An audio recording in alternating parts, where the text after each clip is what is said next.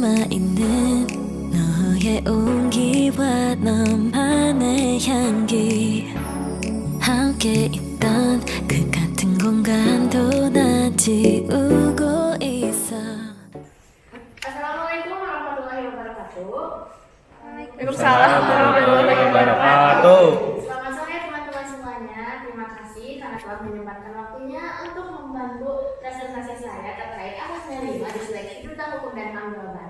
Sebelumnya, izinkan saya memperkenalkan diri. Nama saya Gumay Syamahani dari SMA Negeri 3 Cimahi, Kota Cimahi. Dan di sini, hal yang akan saya bahas adalah terkait hukum dan juga HAM.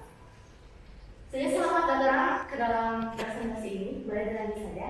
Nah, hal-hal yang akan saya jelaskan pada presentasi kali ini itu adalah perspektif tentang hukum tertulis dan juga hukum tidak tertulis, kemudian pengertian dan definisi hukum dan HAM dan juga penerapan hukum dan HAM. Pertama-tama mari kita ketahui dulu perbedaan antara hukum tertulis dan juga hukum tidak tertulis. Nah, hukum tertulis itu adalah hukum yang dicantumkan dalam perundang-undangan. Contohnya seperti BW, KUHP, dan juga hukum kekoperasian. Hukum tertulis ini terbagi menjadi dua lagi, yaitu hukum yang sudah terkodifikasi dan juga hukum yang belum terkodifikasi. Simpelnya, kodifikasi adalah pembukuan semua unsur-unsur hukum secara lengkap dan juga sistematis.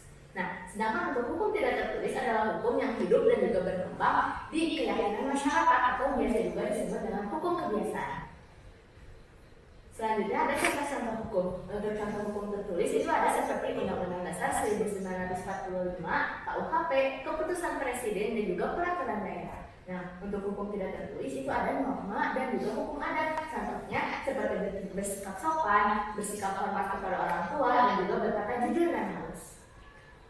Nah, selanjutnya ayo kita lanjut ke pengertian dan juga fungsi hukum. Intinya, hukum adalah peraturan yang dibuat untuk mengatur tingkah laku manusia ataupun masyarakat yang dibuat oleh pemerintah dan juga lembaga sosial. Hukum ini sifatnya mengatur dan juga memaksa. Fungsi dari hukum ini ada banyak, namun intinya bisa teman-teman lihat di sini saja ya. Bisa dijadikan sebagai sarana pengendali masyarakat untuk mengadakan perubahan kepada masyarakat, sarana mewujudkan keadilan sosial, dan juga alat untuk membersihkan masyarakat dari masalah-masalah yang terjadi, juga sebagai alat untuk mengikat keanggotaan masyarakat dalam suatu lingkungan masyarakat. Dan saja ke pengertian HAM dan juga fungsi dari HAM. HAM atau hak asasi manusia merupakan hak yang melekat pada manusia yang merupakan anugerah dari Tuhan yang harus dihormati, dijunjung tinggi, dan juga dilindungi oleh negara, hukum maupun semua orang. Nah, hak ini sifatnya kodrati dan juga universal. Nah, kalau kodrati ini berarti HAM itu sudah menjadi kodratnya manusia, sedangkan kalau universal, HAM itu berlaku di seluruh dunia. Mau hak siapapun orangnya, kapanpun, dimanapun, ras, agama, atau apapun dia pantas untuk mendapatkan HAM. Kemudian di sini juga ada 7 hal yang tidak bisa diganggu gugat. Jadi dalam kondisi apapun, hak-hak ini itu tidak bisa dihilangkan.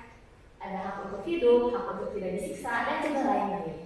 Selanjutnya adalah fungsi dari HAM. Nah, HAM itu intinya adalah alat untuk melindungi orang lain dari kekerasan dan juga kesewenang-wenangan orang lain. Jadi, kalau misalkan kita memiliki HAM, maka kita itu akan aman dari kekerasan yang akan dilakukan oleh orang lain.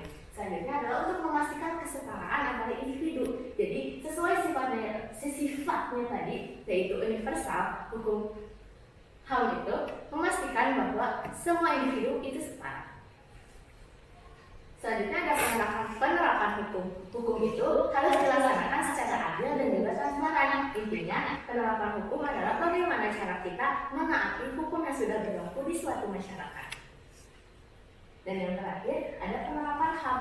Setiap individu atau orang memiliki kewajiban untuk menegakkan HAM, juga sama halnya dengan pemerintah yang harus menegakkan, melindungi, dan juga memajukan HAM warga negaranya. Contoh-contoh upaya untuk menegakkan HAM antara lain adalah membuat lembaga perlindungan HAM, menghormati hak asasi manusia seluruh masyarakatnya, dan juga masyarakat itu berhak untuk mendapatkan akses pendidikan dan juga teknologi di dalam keluarganya.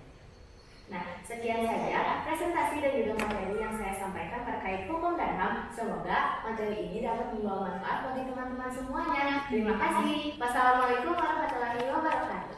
Waalaikumsalam warahmatullahi wabarakatuh.